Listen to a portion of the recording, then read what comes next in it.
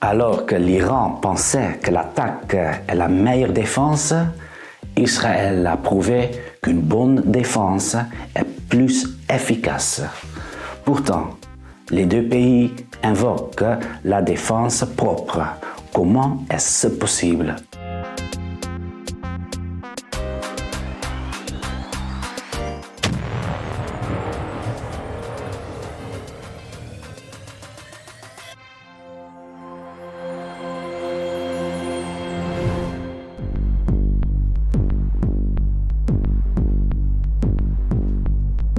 Israël et l'Iran sont des ennemis de longue date. Avec cette situation tendue en toile de fond, il est incompréhensible que les Iraniens, le 13 avril, et les Israéliens, le 1er avril, aient délibérément cherché l'escalade en s'attaquant directement pour la première fois.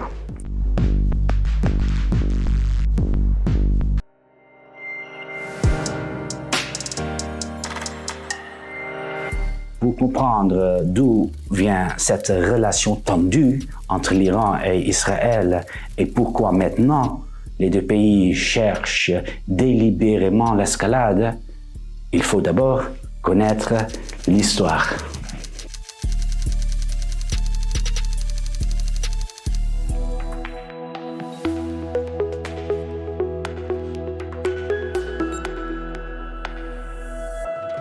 Je suis Jean-Éric et ceci est le journal des vieilles nouvelles, votre mise à jour de l'histoire de notre avenir, pour que vous aussi, vous compreniez un peu mieux le monde.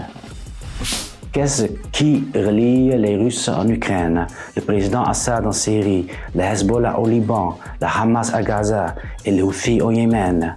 Ils sont tous armés par la République islamique de l'Iran. Retournons en 1948, l'année où Israël a été fondé. À cette époque, l'Iran était un pays pro-occidental, sous la direction du Shah, le terme persan pour roi. L'Iran de l'époque était radicalement différent de l'Iran actuel. Des liens étroits avec l'Occident, une vie nocturne animée, et des femmes qui portaient des tenues à la mode comme à Paris. Mais une chose est restée la même, la répression des opposants au régime.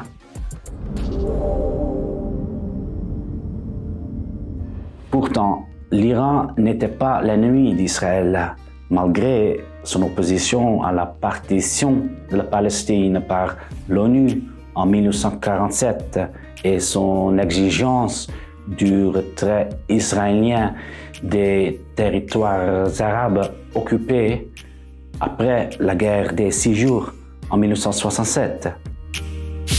Plus encore, en 1950, l'Iran a reconnu Israël avec la Turquie comme les seuls pays musulmans à le faire. Il y avait une coopération étroite entre les services de sécurité et l'armée iranienne avec le Mossad et l'armée israélienne. Et il y avait un commerce significatif de pétrole iranien vers Israël. En Iran, il y avait depuis des siècles une importante communauté juive. Le soutien du Shah à Israël était fortement influencé par le principe que l'ennemi de mon ennemi est mon ami. Une partie de la population iranienne méprisait le Shah pro-occidental et laïque, et leur leader religieux, l'ayatollah, exigeait une position hostile envers Israël. Après une tentative d'assassinat ratée contre le Shah en 1950, la répression de cette opposition n'a fait que s'intensifier.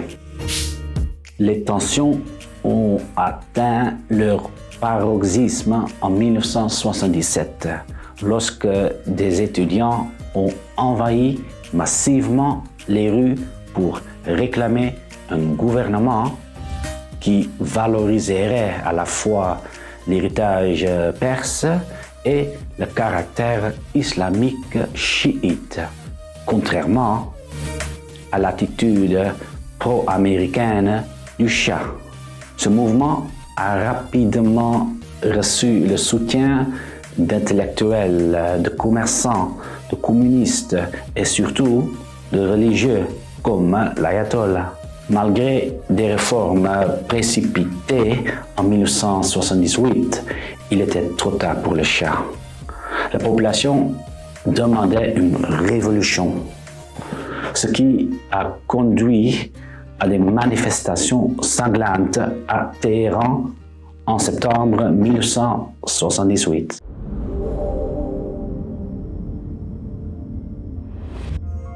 La situation s'est encore aggravée lorsque l'ayatollah Khomeini, depuis son exil, a diffusé de la propagande qui présentait le Shah sous un jour négatif.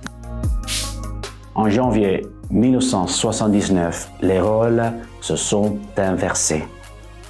Le Shah a fui à l'étranger et Khomeini est rentré en Iran. C'était pour établir une république islamique stricte. La majorité des Iraniens a soutenu ce changement lors d'un référendum.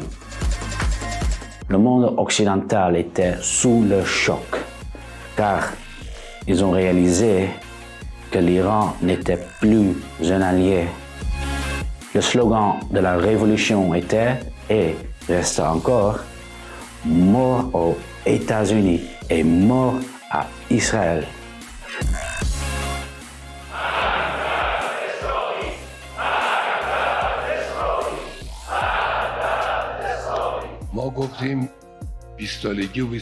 Pourquoi utilise-t-il ce slogan?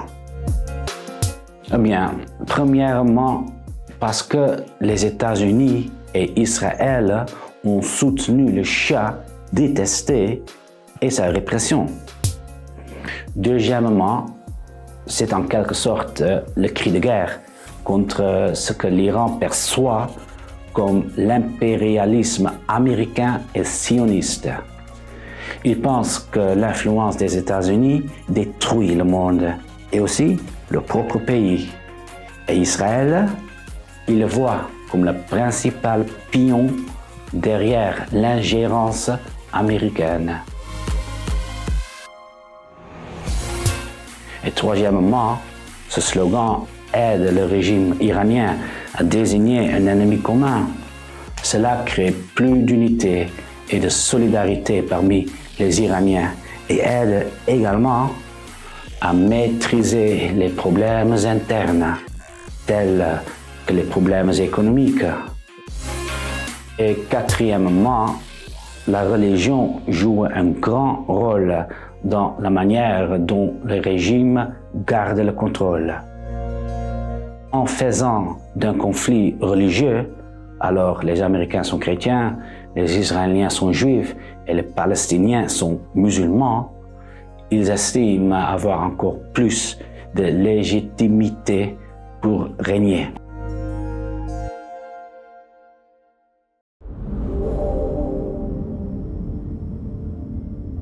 La peur occidentale a été rapidement confirmée lorsque des étudiants islamiques radicaux ont occupé l'ambassade américaine à Téhéran en novembre 1979 et ont pris des Américains en otage pendant 444 jours, tandis qu'une tentative de sauvetage par les troupes américaines échouait. La situation n'était pas noir ou blanc, donc aussi simple qu'il y paraissait. Cette même année, Saddam Hussein, un dictateur ambitieux et hostile à Israël et déterminé à le détruire, a pris le pouvoir en Irak. Pendant les années 80, cela conduit à une guerre sanglante entre l'Irak et l'Iran, au cours de laquelle Israël fournissait secrètement des armes à l'Iran. C'était parti d'une stratégie plus large visant à affaiblir les Irakiens soutenus par l'Union soviétique pendant la guerre froide. Et c'était à semer la discorde parmi les ennemis d'Israël.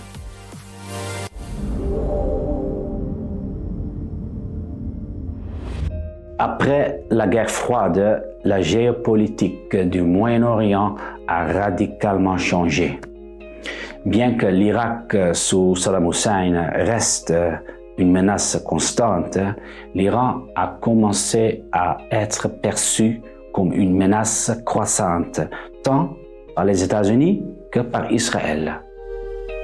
Surtout dans les années 90, lorsqu'il est devenu évident que l'Iran s'intéresserait à la fabrication d'une bombe atomique, officiellement pour la production d'énergie, mais en réalité en tant qu'outil de pouvoir pour affirmer son statut de superpuissance régionale.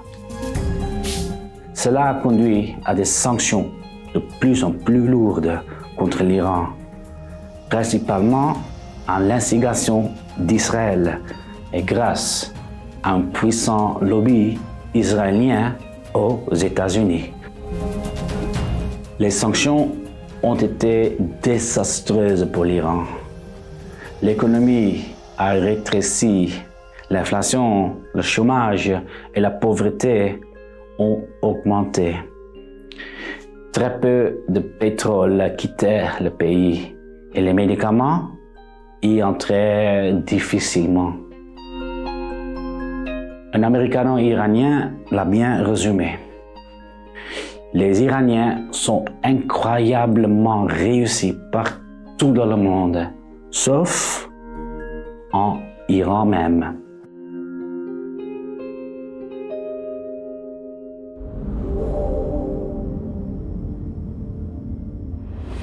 Sous la présidence d'Obama, il semblait y avoir un espoir. En 2015, les pays occidentaux et l'Iran ont signé un accord. En échange de la limitation du programme nucléaire iranien, les sanctions étaient levées. Mais Israël était fermement opposé. Le président Netanyahou a fait de la lutte contre cet accord une priorité. Il voyait l'Iran comme une menace mortelle pour Israël, notamment à cause du slogan « Mort à Israël » des dirigeants iraniens et à cause du soutien à des groupes militants anti-israéliens comme le Hezbollah et le Hamas, armés par l'Iran. Perhaps you can understand why Israel is not joining you in celebrating this deal. If Iran's rulers were working to destroy your countries, perhaps you'd be less enthusiastic about the deal. Le lobbying de Netanyahou a réussi en 2018. À cette époque, Trump était président des États-Unis et, pour des motifs internes, il soutenait le lobby israélien. Les États-Unis se sont retirés de l'accord avec l'Iran conclu par Obama et Trump a exigé que l'Europe fasse de même. Les conséquences ont été énormes. Alors l'Iran a accéléré la fabrication d'une bombe atomique, donc des sanctions plus strictes contre l'Iran ont été imposées et cela a eu des effets négatifs sur l'économie et la population iranienne. Et cela a rendu beaucoup d'Iraniens encore plus anti-américains et anti-israéliens. Et cela a conduit à un soutien encore plus important à des groupes anti-israéliens comme le Hezbollah au Liban, comme le Hamas à Gaza et comme les Houthis au Yémen. Ces groupes tiraient régulièrement des roquettes sur Israël, tous financés par l'Iran. Par conséquent, cela a engendré de plus grandes tensions au Moyen-Orient et le danger actuel d'une escalade avec le 7 octobre 2023 et le 13 avril 2024 comme point de basculement dans l'histoire de ces deux pays.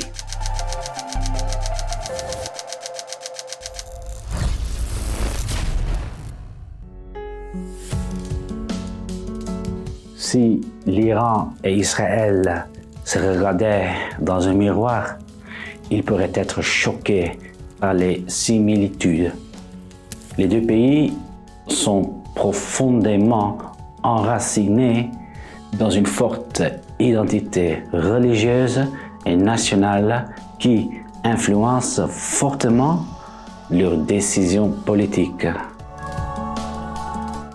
Dans le Moyen-Orient compliqué, le sionisme et le chiisme islamique sont des raisons importantes de conflit et le danger de l'escalade actuelle.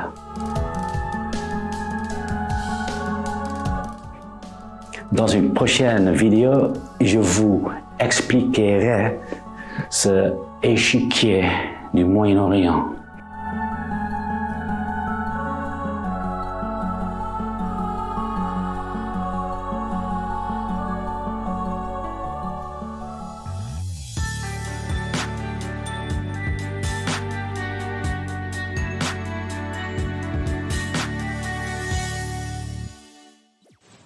Vous trouvez cette vidéo sympa? Alors abonnez-vous maintenant à ma chaîne.